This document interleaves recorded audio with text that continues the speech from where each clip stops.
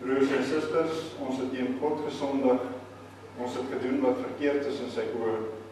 Laat ons ons lewe ondersoek en onsself vergewis van ons sonde en liefdeloosheid. Hoor die wet soos wat Jesus dit opsom in Markus 12, vers 28 tot 31. En een van die skrifgeleerdes het hulle redeneer en het nader gestaan. Toe hy sien dat Jesus hulle 'n goeie antwoord gegee het, vra hy vir hom, wat is die heel grootste gebod? Jesus antwoord hom, die eerste is, luister Israel, die Here ons God is die enigste Here. Jy moet die Here jou God lief hê met jou hele hart en met jou hele siel en met jou hele verstand en met al jou krag. Die tweede is, jy moet jou naaste lief hê soos jouself. Geen ander gebod is groter as hierdie twee. Ons weet nou dat ons sondig en doen wat verkeerd is in die oë van die Here. Laat ons skuld bely. Kom ons sing saam uit Gesang 284, strofe 1, en ek lees dit vir u voor. Laat Heer die vrede deur my vloei, waar haat is, laat ek daar u liefde bring.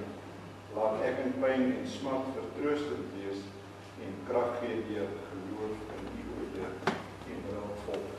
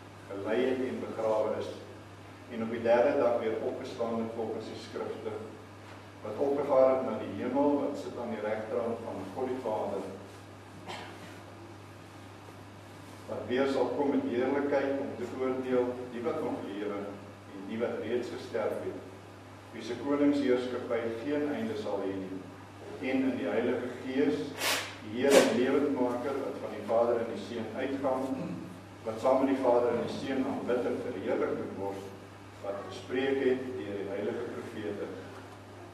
Ons glo een heilige algemene kerk, gegrond op die leer van die apostels. Ons Ons bely een dood tot vergifnis van ons sondes. Ons verwag die opstanding van die ontslaapenis en die lewe van die toekomstige eeu. Ons het ons amen. Ons het ons geloof bely. Kom ons by ons lewe opnuut aan die Here. Kom ons sing saam met Psalm 265, strofes 1 en 2. Ek lees strofe 1.